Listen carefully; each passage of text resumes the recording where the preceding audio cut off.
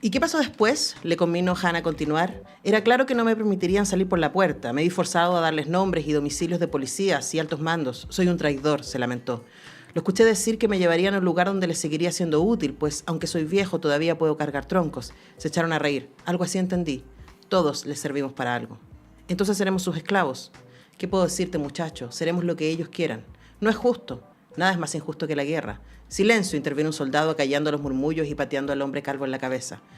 Han hubiera querido levantarse y reclamar el abuso, pero el instinto de supervivencia lo conminó a encogerse como los demás. Cuando el soldado se alejó, Han se disculpó con el hombre calvo, a quien le corría un fino hilo rojo por la frente. Perdone, lo han herido y a mí no. Los dos merecíamos la patada. Te equivocas. Ninguno la merecía. Esa es una imagen al interior del tren que lleva a esta familia polaca que le toca vivir la Segunda Guerra Mundial. Ellos viven en el espacio rural y a partir del testimonio de la protagonista, Ania, que tiene 15 años, cumple 15 años además en el tren, va contando lo que fue para su familia y para Polonia, ¿no? Y para quienes estamos tan lejos, yo lo aprendí hace poco, porque conocí a una mujer polaca que me ayudó un poco a entender su mundo, este terrible lugar que les tocó durante la Segunda Guerra Mundial, donde básicamente entre los soviéticos y los nazis se repartieron el territorio y sus bienes. Luego, este libro está contado desde México. Porque esta niña polaca se transforma en una mujer que llega a vivir a México y en sus últimos años decide contar esta historia. La niña polaca está escrito por la periodista y escritora Mónica Rojas, que nos acompaña acá en el estudio. ¿Cómo estás, Mónica? Antonella, muy contenta de estar aquí contigo. Muchísimas gracias por la invitación. Bueno, yo estoy muy contenta que está Mónica acá, además que es su primera vez en Sudamérica. Mañana está de cumpleaños, así que muchas razones para celebrar, y me encanta un poco como contraponer la vida a la muerte, ¿no? La niña polaca es una novela que habla exactamente sobre eso, sobre la tensión y vida y muerte, y sobre cómo una normalidad, que es donde partimos, ¿no? Esta niña que tiene un novio, que está esperando tener 15 años para que el novio le pida la mano a los papás, la mamá cuida ahí los huertos, el papá trabaja en la madera con el hermano mayor, tiene otra hermana que tiene hijos y que vive un poco más lejos. O sea, está todo armado la vida y de repente la guerra. Y ellos empiezan a escuchar la guerra desde lejos y viendo cómo se les viene encima, hasta que literalmente la vida se les transforma a ellos y a todos los habitantes de Polonia. ¿Cómo llegaste a esta historia, Mónica? Bueno, llegué de una manera muy peculiar. En la ciudad de León, Guanajuato, están las fábricas de los vestidos de novia.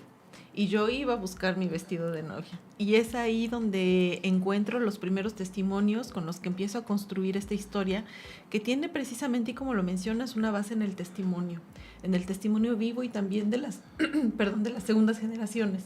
Entonces fue un trabajo de mucha recolección de datos, fue un trabajo de 7 años de investigación, de reconstrucción de un espacio de la realidad de la Segunda Guerra Mundial, que yo la verdad pues vagamente conocía. Creo que cuando hablamos de Segunda Guerra Mundial tenemos muy colocada en la mente la imagen de los campos de concentración, de los judíos, de los alemanes, lo cual por supuesto es desastroso, pero me llamó mucho la atención que una parte tan oscura y tan conectada a nuestra realidad como mexicanos e incluso como latinoamericanos, pues fuera tan poco abordada. Entonces me encontré por ahí con un artículo de Elena Poniatowska, donde hablaba de la Hacienda de Santa Rosa, que es este espacio que al final fue, adaptado para que la comunidad de los polacos exiliados pudieran llegar a nuestro país. Y bueno, pues ese fue justamente el punto de partida para toda la reconstrucción de esta historia. Ahora, bueno, el libro tiene en la portada una frase de Elena Poniatowska, una emotiva novela que nos adentra en uno de los periodos más oscuros y desconocidos de la Segunda Guerra Mundial.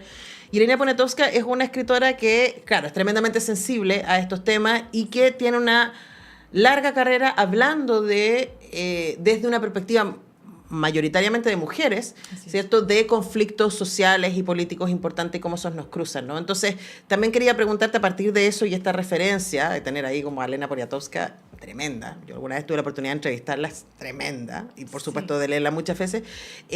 ¿Cómo te sitúas tú dentro de esa narrativa, ¿no? Esos relatos, uno podría pensar, personales de grandes hechos políticos? Bueno, sí creo que hay muchas coyunturas y yo creo que la más importante radica en la percepción de esta realidad a través del periodismo. Ujú. Esa es la primera. La segunda, desde la voz femenina, ¿no? Es decir, que la niña sea una niña polaca es una provocación para entender y quizás replantearnos nuevamente cómo el cuerpo femenino sigue ocupando, desde aquel entonces, pero cómo sigue ocupando parte del territorio conquistado, ¿no? En cualquier conflicto, ya sea social, ya sea una guerra, ya sea un conflicto interno, etcétera, etcétera. Entonces, que la niña sea, digamos, la voz, ¿no? narrativa, es porque precisamente se plantea qué lugar se sigue ocupando y qué lugar se está ocupando desde la vulnerabilidad, desde la subalternidad, desde el género. Y bueno, pues desde el año 2018 yo soy embajadora de la organización Save the Children, entonces pues también hay una preocupación latente, ¿no? Las más vulnerables de las vulnerables en cualquier espacio de conflicto siguen siendo las niñas. Ujú.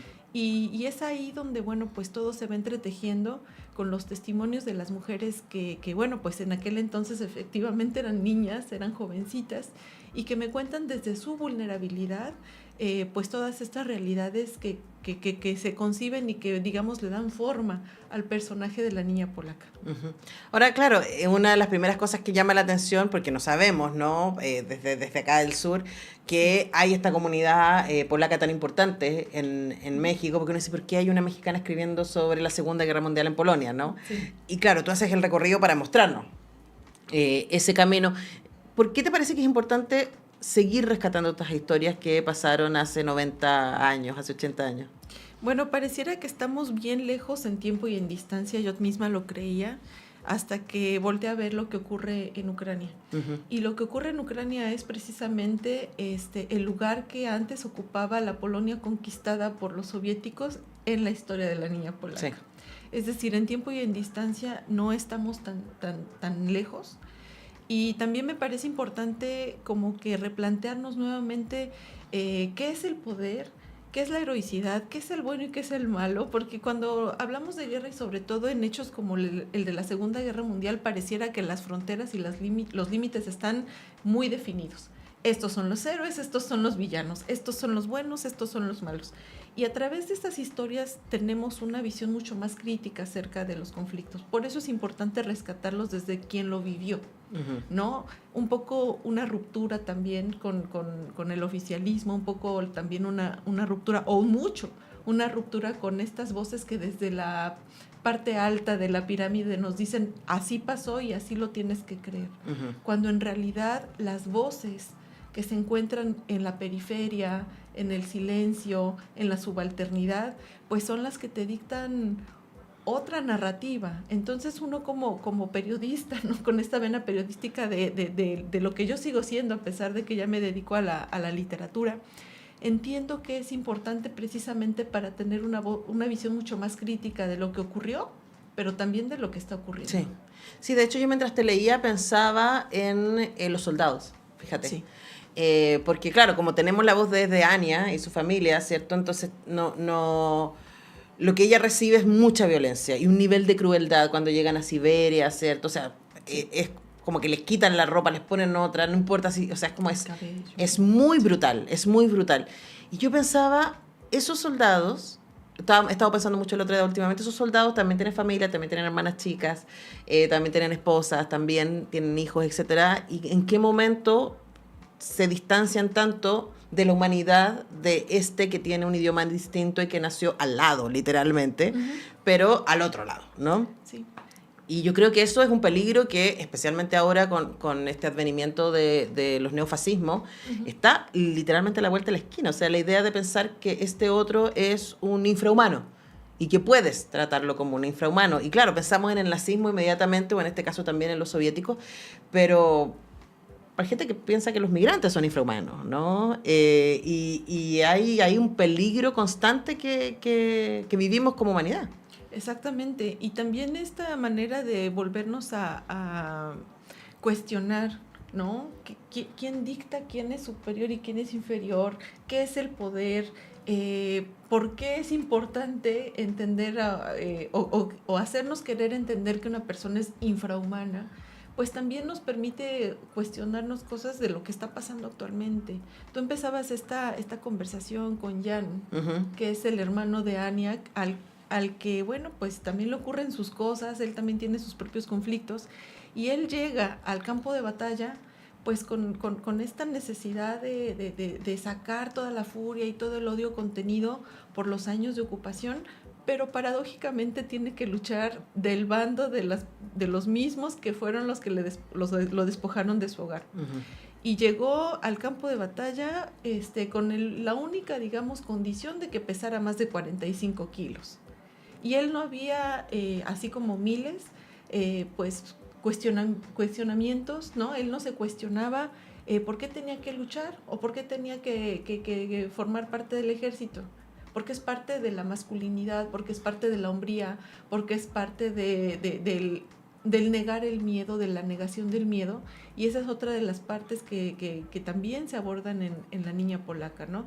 Y como tú bien lo mencionas, ¿no? Sigue siendo parte de la narrativa actual, en conflicto bélico sí, pero también en la parte de la migración, porque etiquetar desde afuera es sumamente peligroso y es sumamente perverso. No entender que las personas son personas, sino que ponerles etiqueta de migrantes y ahí queda, también es sumamente peligroso, porque nos puede llevar justamente a narrativas divisorias, a narrativas que tienen que ver con lo que pensamos que ya pasó hace mucho tiempo. Claro, no, y de nuevo, tú das de ejemplo Ucrania, pero no puedes pensar... Bueno, lo que está pasando hoy día en Ecuador, claro. O lo que pasó en Argentina en otras lógicas, ¿no? Esta idea de la otredad es muy peligrosa. Exacto. Y en esa otredad también, y como tú señalabas, y quiero andar ahí nomás, también el tema del género, ¿no? Y de los mandatos de género, porque una cosa que le pasa a Anya, la protagonista, es que ella está justo en ese momento en volverse mujer, ¿no? Pero que la siguen tratando como una niña, y para ella eso es muy radical, y es muy doloroso que la sigan tratando como niña y que parece que su voz no existiera. Pero sí existe como cuerpo para trabajar, para reproducirse, etcétera, ¿no? Versus lo que le pasa a su hermano mayor, Jan, que siente muchísima frustración y por no poder defender a su familia, por no poder ser un hombre, entre comillas, ¿no? Entonces, claro, cuando llega finalmente a la batalla, no hay mucho cuestionamiento, como señalas tú, respecto a quién es el que está en la contraparte, por qué estoy batallando, sino simplemente es lo que me toca como hombre agarrar un fusil. Entonces, hablemos también de esa construcción de género que tú nos propones en el libro, que, claro, no puedes decir, ya, pero esto pasó hace 80 años, hoy día nos pensamos desde otros lugares. No sé si están así. No, yo también creo que no sé si están así. De hecho, todas estas construcciones se fueron basando o están sostenidas en testimonios. Entonces, por supuesto que es algo que yo no me saqué de la manga, sino que tuve que tener, digamos, el oído muy fino para escuchar a estas mujeres que desde la negación me afirmaban, aunque no me lo decían, que fueron víctimas de abuso, por ejemplo, pero no lo querían decir porque ellas son abuelas, porque fueron madres, etcétera. Entonces también había ahí un miedo a exponer o exhibir parte de lo que hablábamos, de ese territorio conquistado que era su propio cuerpo, pues precisamente porque hay la predisposición a guardar silencio todavía con un pacto patriarcal que te dicta que, bueno, pues a pesar de la guerra lo más importante era, digamos, conservar tu virtud. Claro. Y eso es sumamente delicado y genera mucho miedo. Literalmente, primero muerto. Primero muerta. Que sigue siendo un argumento, ¿no? Es como todavía lo vimos en montones de casos donde dice, bueno, pero no se defendió. O sea, la violaron, pero no se defendió. Entonces, claro, está viva, pero entonces es como, a ver, ¿qué argumento es ese? Sí. ¿Y por qué seguimos en esas lógicas? Antes de terminar, Mónica, me da mucha curiosidad respecto a, como tú señalas, este libro está basado en historias reales, plurales. Sí. A las que tú transformaste en una ficción en donde reuniste, ¿cierto?, estas distintas voces. ¿Cómo fue ese proceso de investigación? Fue un proceso sumamente complicado por una cuestión de distancia, de idioma. Me fui de León, Guanajuato, Estados Unidos, a Londres, a Varsovia, a colectar estos datos. También, bueno, pues benditas redes sociales. En este sentido, pues me facilitaron mucho el proceso de la recolección. Y yo me quedo con un testimonio de una mujer a la que yo, digamos, erróneamente decía, ay, qué lamentable todo esto que te pasó, ¿no? Y digo erróneamente porque ella me dice, no, dice, si te das cuenta, yo gané la guerra. Yo le gané a Stalin, yo estoy viva y estoy aquí. Entonces, fue un proceso además muy esperanzador. Uh-huh. Fue algo con lo que me gusta quedarme. Evidentemente es una historia de guerra, es una historia de lo que no debería pasar, de lo que no deberíamos normalizar, pero también me gusta saber que hay muchos jóvenes que se acercan a esta lectura para entender y reentender la historia desde una manera mucho más crítica, y sobre todo las mujeres. Yo he recibido muchos mensajes de chicas que se acercan y me dicen, a pesar de que estamos tan lejos una de otra, en algunos momentos de mi vida me he sentido como Ania. Uh-huh. Y eso habla mucho de la actualidad de estos temas, que me parece que tenemos que seguir replanteándonos desde el testimonio y desde la manera en cómo nosotros tenemos que seguir entendiendo y replanteándonos estas fronteras que tienen que ver con la otredad, como tú lo mencionabas, y también con el género. Sí, no, yo estaba pensando también que en nuestras sociedades, pero especialmente en México, ¿no? La violencia de género y los cuerpos de las mujeres que siguen siendo utilizados como botín de guerra. Claro, porque me quedé pensando, ¿por qué una chica contemporánea se podría sentir como Ania, ¿no? ¿Cuáles son las circunstancias? Y hay tantas posibles de estar supeditada a un destino que no es el que escogiste, estar ahí víctima de violencia de manera constante, ¿cierto? No poder manejar, poder tener agencia. El silencio, el pacto de silencio es algo muy potente. Y bueno, y todo eso está ahí. Es un libro, como tú dices, yo partí diciendo, es un libro que se mueve entre la vida y la muerte, porque efectivamente Ania, la protagonista, cuenta esta historia en su ancianidad. Entonces llega la historia hacia nosotros, llega su voz hacia nosotros, además con una figura muy linda de este diente de león, uh-huh. Que ella, al que le habla y dice, tú partes tu semilla, y como yo paso mi historia, y ahí, cierto, está esta imagen de que ese dolor tiene eco en nosotros todavía, y me parece que eso es muy, muy poderoso para poder tomar conciencia y para poder pensarnos desde otros lugares y desde la historia también. Así que les recomendamos, échenle una mirada a La Niña Polaca, ahí quienes están buscando lecturas trascendentes para las vacaciones. Este no es un libro fácil, pero es un libro bello, ahí lo dejamos, es un libro duro, pero es un libro bello que les dejamos recomendado. Hemos conversado con su autora, la periodista y escritora Mónica Rojas, desde México. Que tengas un estupendo día en Chile, Mónica. Pásalo muy bien en tu cumpleaños. Muchísimas gracias. Nosotros despedimos el programa y 2 invitaciones les tengo. Hoy día, a las 10 de la noche, estrenamos Cuestión de Gustos, la nueva temporada de Cuestión de Gustos que hemos estado haciendo junto a Uchile TV. Empieza son 14 programas. Hoy día partimos con el primero a las 22 horas por la señal de Uchile TV, en conversación con Jaime Baza, hablando de sus libros favoritos, su música favorita, sus comidas, cómo piensa la cultura, el rol que le significó la cultura para sobrevivir a lo que fue la Convención Constitucional. Todo eso hoy día a las 10 de la noche. Mañana se repite a las 6 a través de Radio Universidad de Chile. Si quieren escucharlo, ahí tienen la posibilidad. Y mañana a las 10 regresamos para hacer un nuevo semáforo. Nos encontramos entonces. Gracias, equipo.